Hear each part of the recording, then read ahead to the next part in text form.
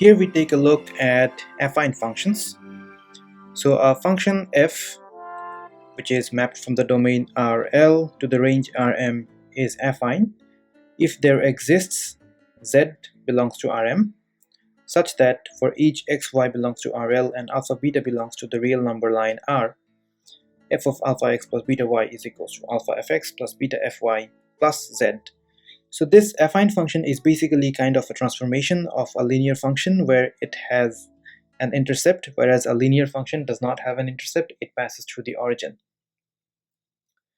So if we have, let's say,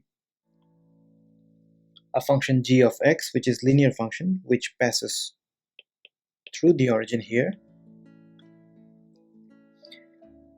and if we put a transformation of this function, let's say we add z equals to 1 and we add z equals to minus 1 and make two new functions which are f and h. So let's say if this is f of x1 and this is h of x1, where let's say this part here is 1 and this part here is minus 1, then these two functions f and h are affine functions.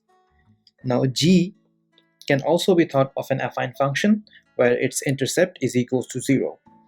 So that means all affine functions